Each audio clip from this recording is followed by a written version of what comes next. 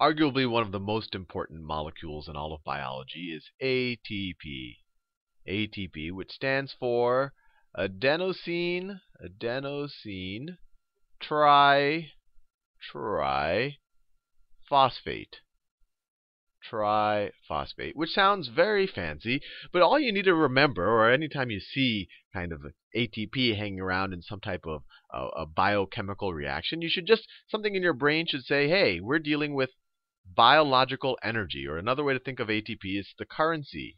It's the currency, I'll put that in quotes, of biological energy. Biological energy. So how is it a currency of energy? Well, ATP stores energy in its bonds, and I'll explain what that means in a second. And before we learn what an adenosine group or a 3-phosphate groups looks like, you can just take a bit of a leap of faith that you can imagine ATP as being made up of something called, let me do it in a nice color, an adenosine group right there. And then it's attached to it, you'll have 3 phosphates. Not might, you will. You'll have 3 phosphates attached to it. Just like that. And this is ATP. ATP, adenosine triphosphate. Tri meaning 3 phosphate groups. Now, if you take adenosine triphosphate and you hydrolyze this bond, which means if you take this in the presence of water, so let me just throw some water in here. So let's say I have some H2O. Then one of these phosphate groups will break off. Essentially, part of this water joins to this phosphate group, and then part of it joins to this phosphate group right there. And I'll show you that in a little bit more detail, but I want to give you the big picture first. What you're left with is an adenosine group that now has 2 phosphates on it. So now it has 2 phosphates on it, and this is called adenosine diphosphate, or ADP. Before we had triphosphate, which means 3 phosphates. Now we have diphosphate, adenosine. So instead of a tri here, we just write a di, which means you have 2 phosphate groups. And it's been, so the ATP has been hydrolyzed, or you've broken off one of these phosphate groups. And so now you're left with ADP, and then an extra phosphate group right here. And this is the whole key to everything that we talk about when we're dealing with ATP. And you have some energy. And you have some energy.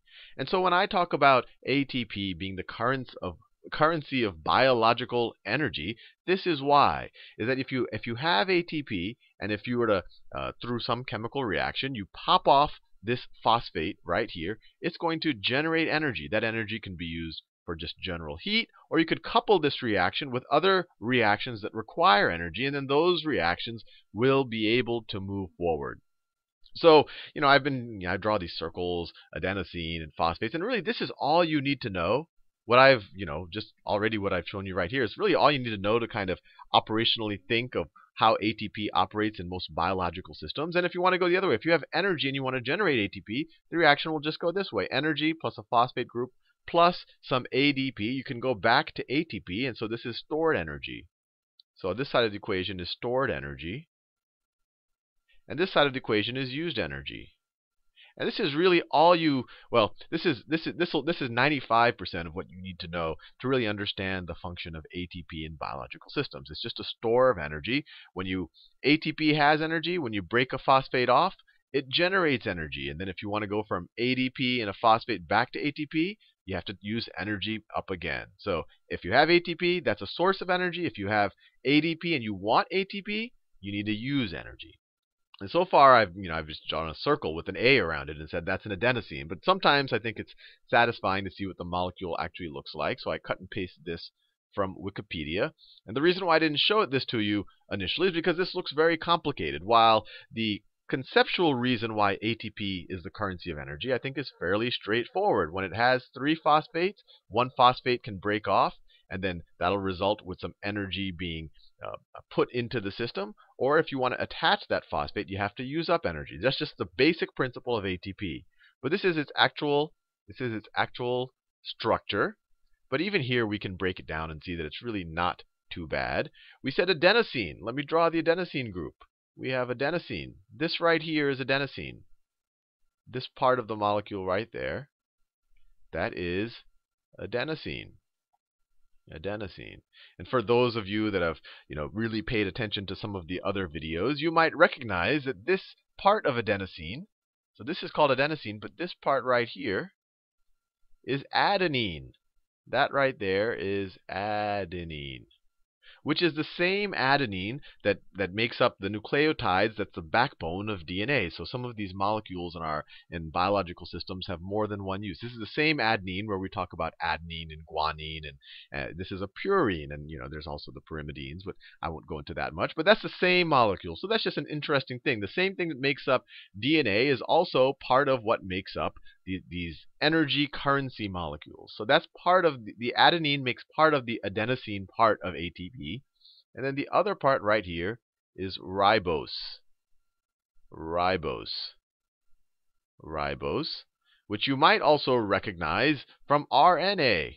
RNA, ribonucleic acid. That's because you have ribose in the whole situation. But I won't go into that much. But ribose is just a 5-carbon sugar. When they don't draw the molecule, it's implied that it's a carbon. So this is 1 carbon right there, 2 carbons, 3 carbons, 4 carbons, 5 carbons. And that's just nice to know. It's nice to know that they kind of share parts of their molecules with DNA, and that these are kind of familiar building blocks that we see over and over again. But I want to emphasize that knowing this or memorizing this in no way will help you understand kind of the simpler understanding of ATP just being what drives biological reactions. And then here I drew the 3 phosphate groups, and this is their actual molecular structure, their Lewis structures right here. That's 1 phosphate group. This is a 2nd phosphate group. And this is a 3rd phosphate group, just like that. And then when I first learned this, my first question was, okay, I can take this as a leap of faith that if you take one of these phosphate groups off, or if this bond is hydrolyzed, that somehow that releases energy. And then I kind of went on and answered all the questions that I had to answer. But why does it release energy? What is it about this bond that releases energy? And remember, all bonds are electrons being shared with the different atoms. So the best way you could think about it is right here. These electrons that are being shared right across this bond, or this electron that's being shared right across this bond, and it's coming from the phosphate. I won't draw the periodic table right now, but you know that phosphate has 5 electrons to share. It's less electronegative than oxygen, so oxygen will kind of hog the electron.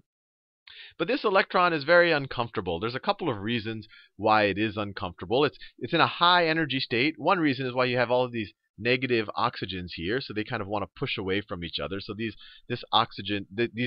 electrons in this bond really can't kind of get close to the nucleus or go into kind of a low energy state. All of this is more of an analogy than the reality. We all know that electrons can get quite complex, and there's a whole quantum mechanical world. But that's a good way to think of it, that these molecules want to be away from each other, but you have these bonds. So this electron is kind of in a high energy state. It's further from the nucleuses of these 2 atoms than it might want to be. And when you pop this phosphate group off, all of a sudden these electrons can enter into a lower energy state, and that generates energy. So, this energy right here is always, in fact, in any chemical reaction where they say energy is generated, it's always from electrons going to a lower energy state.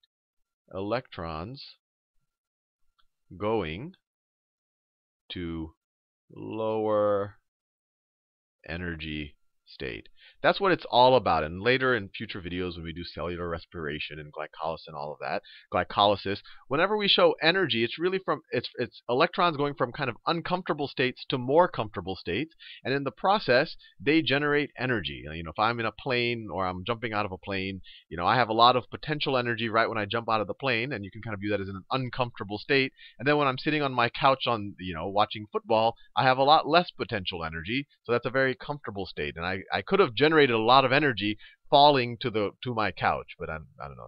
My analogies always break down at some point. Now, last thing I want to kind of go over for you is exactly how this reaction happens. So far you could turn off this video and you can already deal with ATP as it is used in 95% of biology, especially AP Bio. But I want to let you understand how this reaction actually happens. So to do that, what I'm going to do is copy and paste parts of these. So I already told you that this guy right here is going to break off. He is going to break off of the ATP. So let me copy and paste him down here. Edit and paste. So that's the phosphate group that breaks off. And then you have the rest of it. You have the ADP that's left over. So this is the ADP. I don't even have to copy and paste all of this stuff. You can just accept that that's the adenosine group. Copy. And then paste. Just like that. So we've already said that this thing gets hydrolyzed off or gets cut off, and that generates energy. And what I want to do is actually show you the mechanism, a little bit of a hand-wavy mechanism of how this actually happens. So I said that this reaction occurs in the presence of water. So let me draw some water here. So I could have an oxygen and a hydrogen, and then I have another hydrogen. That's water right there. So hydrolysis is just a reaction where you say, hey, this guy here, he's got he wants to bond with something, or he wants to share someone else's electrons. So maybe this hydrogen right here goes down here and shares its electron with this oxygen right here. And then this phosphorus, it has an extra electron that it needs to share. Remember, it has 5 valence electrons. It wants to share them with oxygen. It has 1, 2, 3, 4 being shared right now. Well, if this hydrogen goes to this guy, then you're left with this blue OH right here, and this guy can share one of the phosphorus's extra electrons. So you get the OH just like that. So that's the actual process that it happens. And it could go the other way as well. I could have cleaved it here. I could have cleaved the whole thing here, and so this guy would have kept the oxygen and the hydrogen would have gone to him. And then this guy would have taken the OH. It could happen in either order, and so either order would be fine. And there's one other kind of point I want to make, and this is a little bit more complex. So I was even wondering whether I want to make it. My whole reason why you're kind of in a lower energy state is once you break apart. Actually, let me go down here. Is because I said, hey, this electron is happier when it's so let's say this electron that was part of this phosphorus is happier now. It's in a lower energy state because it's not being stretched. It's not having to spend time between that guy and that guy because this molecule and this molecule want to spread apart because they have a negative charges. That's part of the reason. The other reason why, and we'll talk about this in a lot more detail when we learn more about organic chemistry, is that this has more resonance structures or resonance configurations. And all that means is that these electrons, these extra electrons here, they can kind of move about between the different atoms. And that makes it even more stable. So if you imagine that this oxygen right here has an extra electron with it. So that extra electron right there, it could come down here. It could come down here and then form a double bond with the phosphorus. And then this electron right here can then jump back up to that oxygen. And then that could happen on this side and on that side, and I won't go into the details, but that's another reason why it makes it more stable. If you've already taken organic chemistry, you can kind of appreciate that more. But I don't want to get it, all into the weeds. The most important thing to remember about ATP is that when you cleave off a phosphate group, it generates energy that can drive all sorts of biological functions like growth and movement, muscle contraction, electrical impulses in nerves in the brain. So this is the main kind of battery or currency of energy in biological systems. That's the main thing that you really just need to remember about ATP.